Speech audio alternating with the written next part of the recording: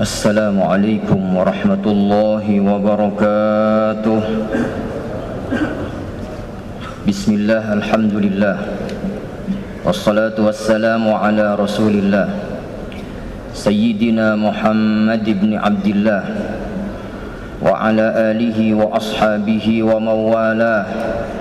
La hawla wa la quwwata illa billah. Rabbi shrah li sadri wa yassir li amri wahlul 'uqdatam min lisani yafqahu qawli. Ya Fattah ya Alim, iftah alaina futuhal 'arifin wa faqihna fid din wa 'allimna at-ta'wil wahdina ila sawa'is sabil waj'alna minal ulama'il 'amilin bi rahmatika ya arhamar rahimin. Amma ba'd.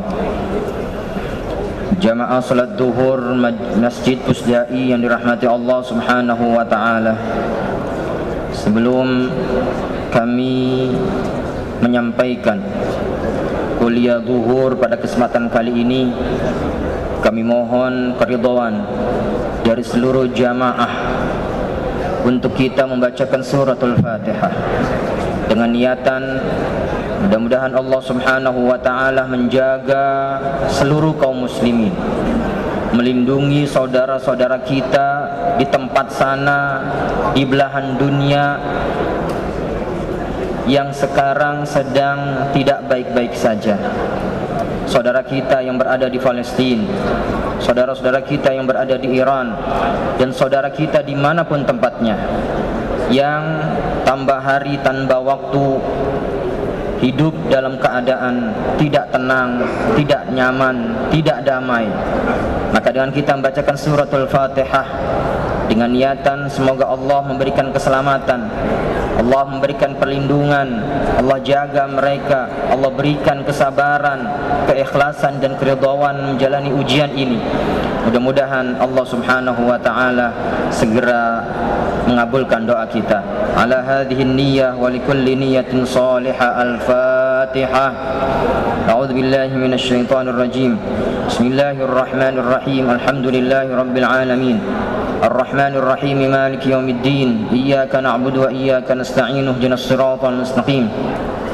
Siratal ladzina an'amta 'alaihim ghairil maghdubi 'alaihim waladdallin. Amin. Dan pesannya adalah saat kita berdoa, maka kata Rasulullah, janganlah menjadi orang yang bakhil. Orang yang bakhil saat berdoa adalah ketika dia berdoa dan hanya fokus untuk dirinya saja. Padahal kalau kita merujuk kepada hadis Nabi, kalau doa kita pengen mudah diijabah oleh Allah Subhanahu wa taala, maka dalam sebuah hadis Rasulullah pernah menyampaikan, salah satu di antara doa yang sangat potensial untuk mudah diijabah oleh Allah Subhanahu wa taala adalah doaul muslim li akhihil muslim min dhahril ghaib. Doanya seorang muslim kepada saudaranya yang lain yang sedang tidak berada di hadapannya. Jadi kalau kita mendoakan saudara kita yang berada di Palestina, yang berada di Iran, yang berada di tempat manapun, yang sedang dalam kesusahan, maka hakikatnya pada saat itu kita sedang memohon kepada Allah agar doa kita diijabah oleh Allah Subhanahu wa taala, dan itu adalah janji Rasulullah sallallahu alaihi wasallam. Sekali lagi, ketika kita berbuka puasa, Rasulullah bersabda, "Lis-shaimi du'aun mustajabah 'inda iftarihi." Ketika seorang berbuka puasa, sesungguhnya Allah berikan satu bonus, yaitu doa yang mustajab. Maka agar doa kita diijabah oleh Allah, jangan menjadi sosok yang bakhil. Doakan pula saudara-saudara kita di tempat sana yang jauh dari tempat ini, tetapi disatukan antara kita dengan mereka dengan ketakwaan kepada Allah, dengan keimanan kepada Allah sebagai saudara sesama muslim. Maka insya Allah dengan itu doa-doa kita akan dijabah oleh Allah Subhanahu wa taala. Dan doa adalah termasuk di antara taqarrub, wasilah untuk kita mendekatkan diri kepada Allah Subhanahu wa taala. Dan Rasulullah bersabda, ad-du'a mukhul ibadah. Doa adalah otaknya ibadah. Karena di dalam doa saat itu kita sedang menunjukkan satu, akan betapa hebatnya Allah Subhanahu wa taala sebagai zat yang maha mampu untuk mengabulkan dan mengijabah doa kita. Karena saat kita berdoa, pada saat itu kita sedang menunjukkan rasa butuh kita kepada Allah Subhanahu wa taala, bahwa bahwa tanpa Allah kita bukan siapa-siapa, bahwa tanpa Allah kita tidak punya kekuatan, entah itu yang bersifat zahir maupun yang bersifat batin. Maka salah satu yang sangat dianjurkan oleh Rasulullah, dan itu sebagai wujud taqarrub kita kepada Allah, adalah perbanyaklah doa kepada Allah Subhanahu wa ta'ala, karena esensi dari doa adalah tidak lain wujud keimanan, ketakwaan, dan penghambaan kita kepada Allah Subhanahu wa ta'ala. Lebih-lebih di bulan Ramadan, karena sesungguhnya setiap saat, setiap waktu, setiap detik kita melewati bulan Ramadan dan kemudian kita maksimalkan doa di waktu-waktu tersebut, tidak akan ditolak oleh Allah Subhanahu wa ta'ala. Saudara-saudaraku yang dirahmati Allah Subhanahu wa ta'ala, kemudian taqarrub itu masdar dari kata taqarraba yataqarrabu taqarruban, ya artinya mendekatkan diri kita kepada Allah. Beda dengan kata qaruba. Kalau qaruba itu dekat, tapi kalau taqarraba ada upaya, ada usaha kita mendekatkan diri kepada Allah. Artinya tidak secara otomatis kita dekat dengan Allah, kecuali kita berusaha, bekerja keras, beramal soleh, memaksimalkan segala potensi yang kita miliki, khususnya di bulan Ramadan, dengan saum Ramadan, dengan qiyamul lail, dengan membaca Al-Quran, dengan zikir kepada Allah, dengan menyisihkan sebagian harta benda kita untuk kemudian kita berikan kepada yang berbuka puasa, kepada yang membutuhkan, kepada asnafuz zakah. Maka itu adalah wasilah kita mendekatkan diri kepada Allah Subhanahu wa ta'ala. Dan dalam hadis Allah Subhanahu wa ta'ala berfirman, dalam hadis qudsi Allah Subhanahu wa ta'ala berfirman, ma taqarraba 'abdi ilayya ahabba bi syai'in mimma aftaradtuhu alaihi. Tidak ada sesuatu yang paling aku cintai, kata Allah, ketika seorang hamba mendekatkan dirinya kepada Allah, melebihi ketika dia mendekatkan diri dengan mengamalkan hal-hal yang telah diwajibkan oleh Allah Subhanahu wa ta'ala. Dan Ramadan adalah salah satu di antara yang diwajibkan oleh Allah Subhanahu wa ta'ala. Kemudian dalam hadis tersebut kelanjutannya adalah wa ma taqarraba 'abdi bin nawafil hatta uhibbah. Dan tidaklah seorang hamba Allah Subhanahu wa ta'ala mendekatkan dirinya kepadaku dengan amalan-amalan sunnah sampai aku mencintai dia. Maka ending dari semua yang kita lakukan, dari amal soleh yang kita kerjakan, tidak lain adalah tujuannya agar kita bisa mendapatkan cinta Allah.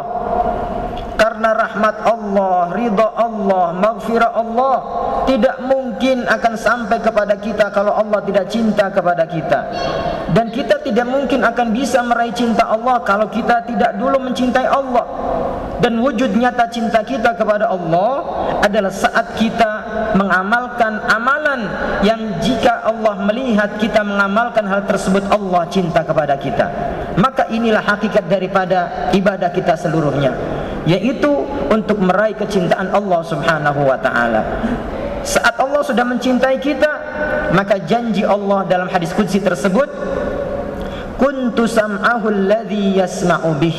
Kalau aku sudah mencintai hambaku, maka niscaya pendengarannya adalah pendengaranku.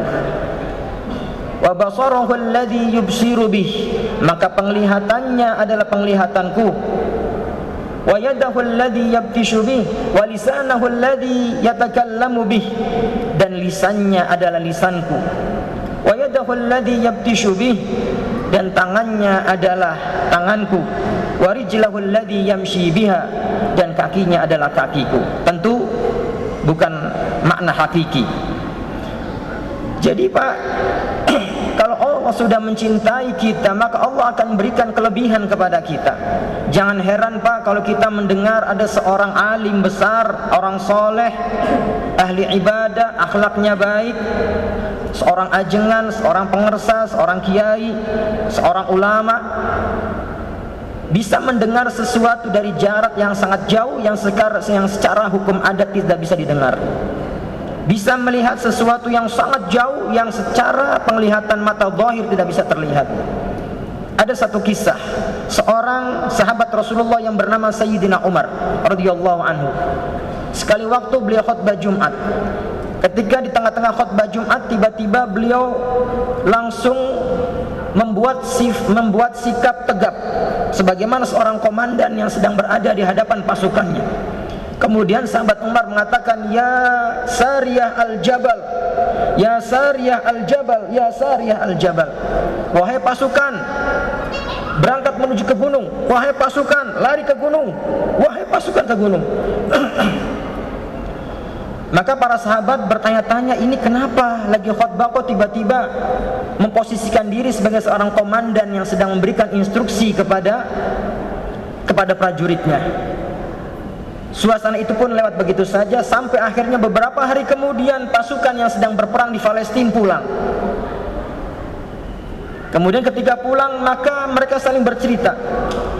Di hari Jumat, di waktu di mana sahabat Umar sedang khutbah, ternyata pasukan kaum muslimin yang berada di Palestina dalam keadaan terjepit, terpojok, tidak ada jalan yang bisa menyelamatkan dia kecuali menuju ke arah gunung, dan mereka pada saat itu tidak terfikirkan untuk bisa lari ke arah gunung. Tapi kemudian tiba-tiba kami mendengar suara sahabat Umar, dan sahabat Umar mengatakan, "Wahai pasukan, berangkat ke arah gunung." Dan kami sangat jelas mendengarnya, sebagaimana sahabat Umar biasa menyampaikan instruksi di hadapan pasukannya. Akhirnya kemudian mereka lari ke gunung dan alhamdulillah kami selamat. Pertanyaannya, kok bisa sahabat Umar yang berada di Madinah tetapi pasukannya terlihat begitu jelas yang berada di Palestina? Semua itu adalah bonus dari Allah. Kenapa kau bisa mendapatkan bonus seperti ini? Karena tadi taqarraba bimaftaradahu Allah alaihi, mendekatkan diri kepada Allah dengan kewajiban-kewajiban yang telah Allah perintahkan kepadanya dan kepada kita semuanya. Kemudian ditambah dengan mengamalkan amalan sunnah, terkhususkan di bulan Ramadan. Maka jika dua hal ini kita amalkan, kewajiban kita laksanakan, amalan sunnah kita sempurnakan, maka Allah telah menyiapkan bonus. Kuntu sam'ahu alladhi yasma'u bih, wa basaruhu alladhi yubsiru bih, wa lisanahu alladhi yatahaddatsu bih, wa yadahu alladhi yabtishu bihima, wa rijlahu alladhi yamshi bihima. Maka jangan heran kalau kemudian kok bisa ya ajengan itu hebat, ajengan itu bisa seperti ini, ajengan itu bisa seperti itu.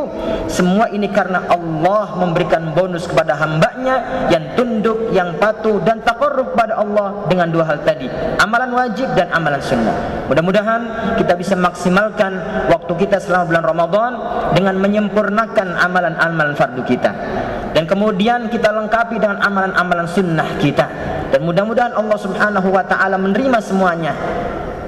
Dan yakinlah kalau kita sudah mengamalkan ini, maka Allah telah menyiapkan bonusnya. Amin ya rabbal alamin. Demikian kultum singkat yang bisa kami sampaikan, mudah-mudahan ada manfaatnya. Wallahul muwaffiq ila aqwamit thoriq. Wassalamualaikum warahmatullahi wabarakatuh.